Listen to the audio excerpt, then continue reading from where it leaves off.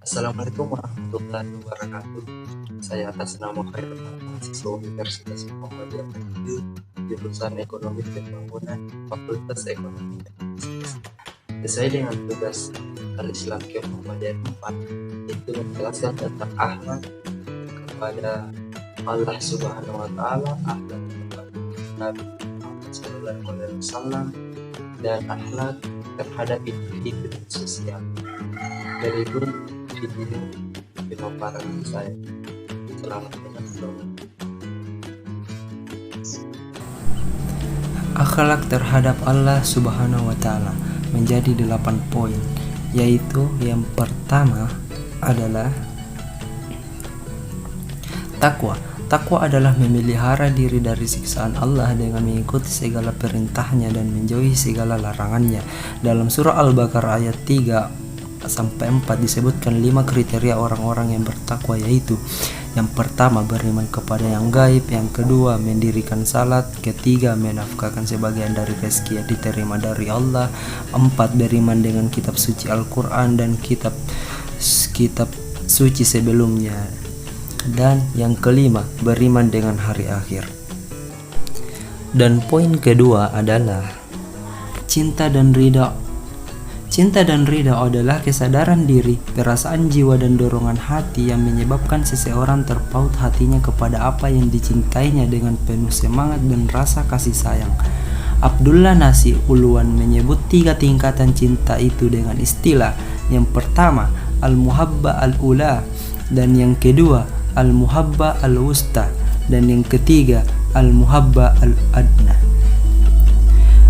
Lalu poin yang ketiga yaitu ikhlas. Seperti yang kita ketahui, ikhlas berarti memberikan atau memurnikan, atau bisa dikatakan beramal semata-mata mengharapkan ridha hanya dengan Allah Subhanahu wa Ta'ala.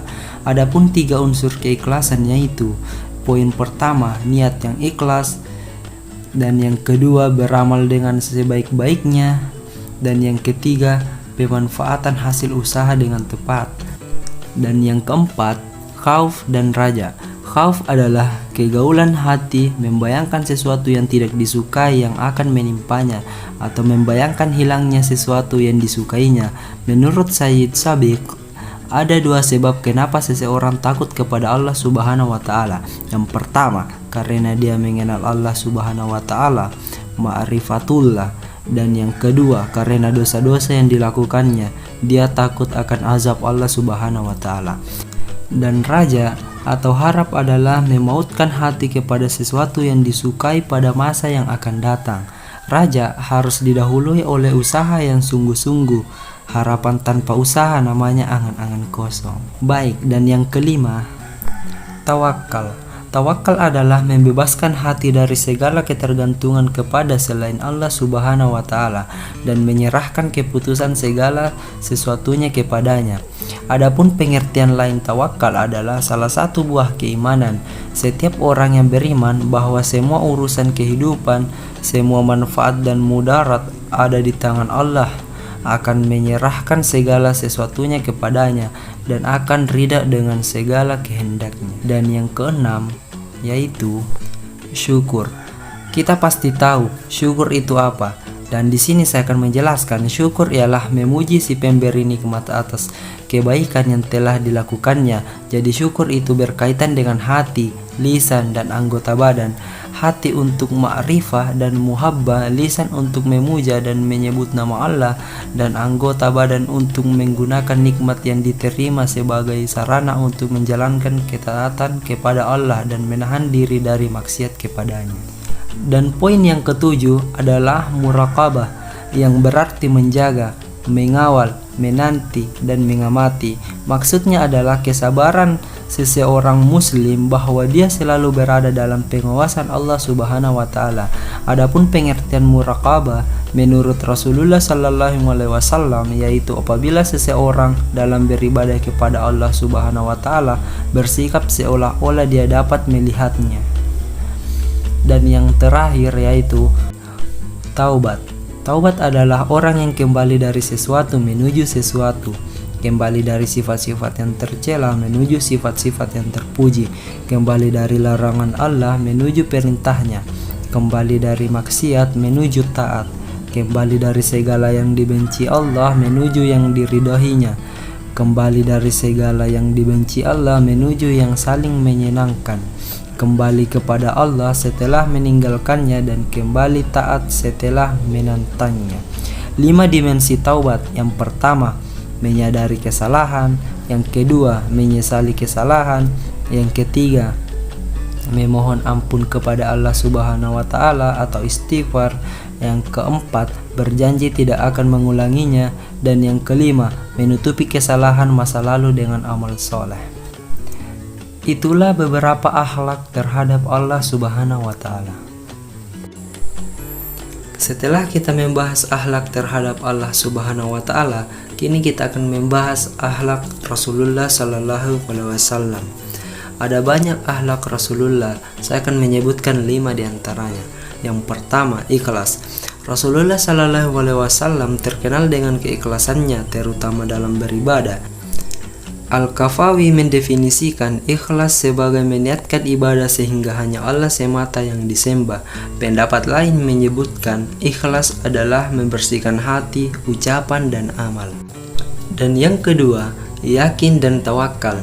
Yakin dan tawakal adalah akhlak Rasulullah Sallallahu Alaihi Wasallam yang patut dicontoh setiap umat Islam dalam menjalankan segala urusan, baik urusan agama maupun urusan dunia.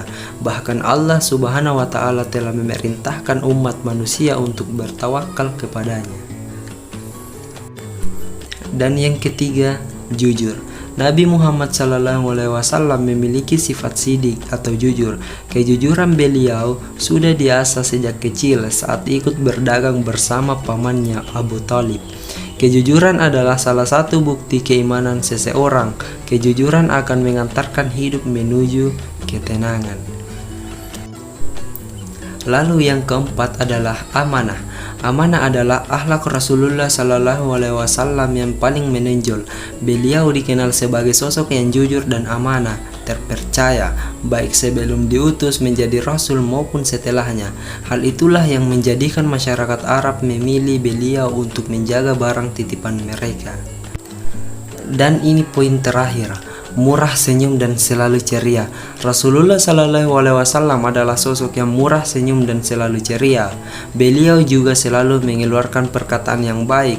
Dalam sebuah hadis disebutkan bahwa perkataan yang baik akan menaikkan derajat di surga. Rasulullah Sallallahu Alaihi Wasallam bersabda, dan yang termasuk mengangkat derajat adalah perkataan yang baik, menyebarkan salam, memberi makanan, salat malam saat manusia dalam keadaan tidur. Hadis riwayat Ahmad dan disahihkan oleh Allama Al-Albani dalam Sahih Al-Jami'. Kita sudah membahas akhlak terhadap Allah Subhanahu wa Ta'ala dan akhlak Nabi Muhammad Sallallahu Alaihi Wasallam. Kali ini kita akan membahas tentang akhlak terhadap individu dan sosial.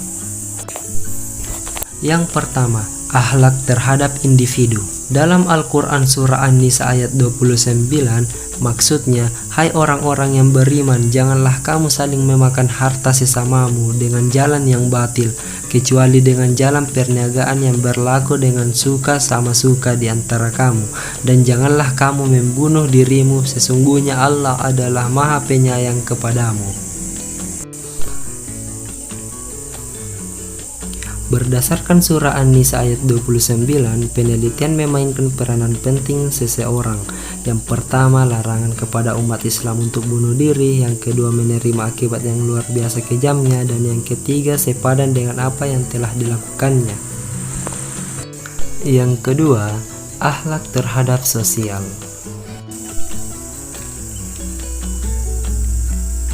Dalam Al-Quran surah Hud ayat 116, maksudnya, maka sepatutnya ada di antara umat yang telah dibinasakan dahulu daripada kamu itu, orang-orang yang berkelebihan akal fikiran yang melarang kaumnya dari